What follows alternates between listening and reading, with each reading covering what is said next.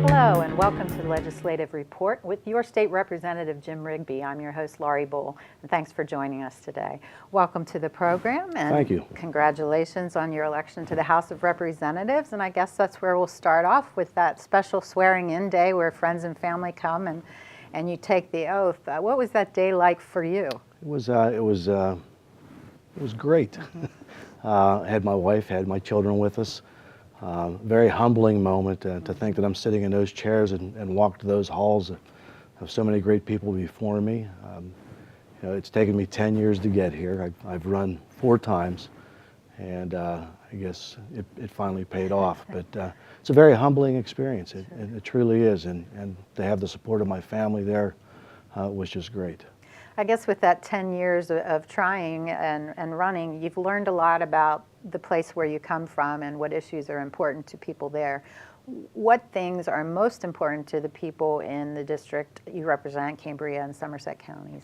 I think, well, jobs, and everybody says that, jobs and taxes, those are the staples of a campaign. But when you look at where we are in my district, and I'll reference Johnstown a lot because Johnstown really is the city, the hub of everything that happens. And for those of us that live in the surrounding municipalities, we still say we're from Johnstown. When you look at home values at $42,000, the income in Johnstown at $24,075, that's a combined income, not a single income. And again, we're talking just about the city. As we go outside of the city, those numbers certainly change some. We've got 1,500 blighted homes in the city.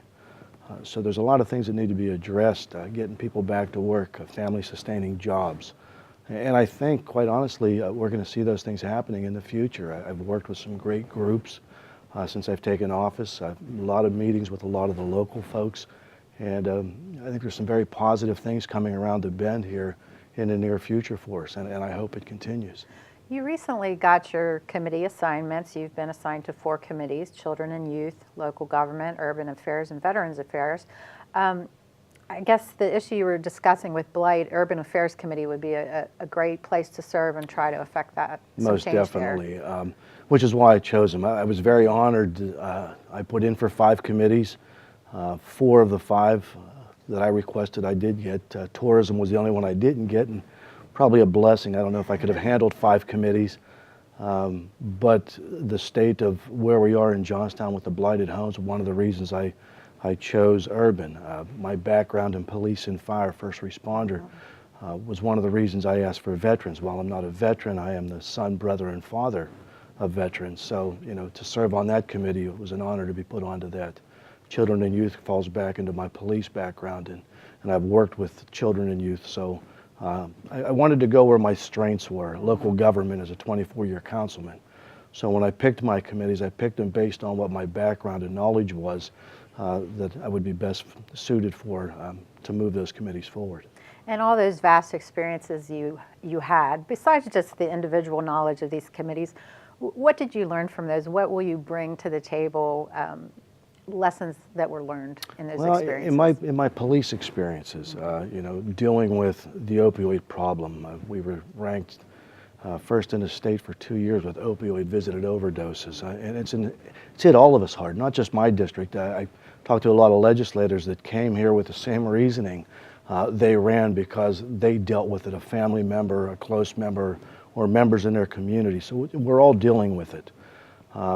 My experience in dealing with it firsthand, look, when I had to go notify a family that a child had passed from an overdose, that's not something they teach you in the academy. So it's an eye-opening. When you have to go and identify a body and then go notify the family, it brings it home. And it's something that sticks with you. So for those reasons, it was really the main reasons I got back into the race 4 years ago. I said never again. In less than 6 months as a chief, in my first 6 months, to notify 2 families in a borough that has 800 homes and 15 residents, I thought, man, if that's happening in my backyard, what's it doing on a broader scale? And it really spiked the interest to get involved again. Not that our current legislator wasn't doing anything, but I'm now dealing with it firsthand, and I thought I could bring more of that personal experience to the floor and try to find better ways of treating this epidemic that we have.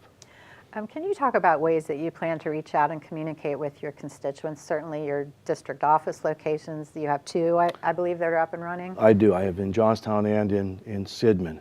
And we have an open door policy. We've had a lot of people through our offices. We've had a lot of meetings already in my offices. Our office on Franklin Street in Johnstown has a very nice conference room and a little bit of, we refer to as an auditorium, where we're able to take on large groups. And we're bringing in 8 to 10 people and sitting down with our community leaders and looking at what we can do and what we need to do as legislators to help move this forward, to address these issues. I've got to rely on their expertise. A lot of them, that is what their field of expertise is. So I can only feed off of them and then tie that into what I already know and take it then back to committee to try to get some resolve.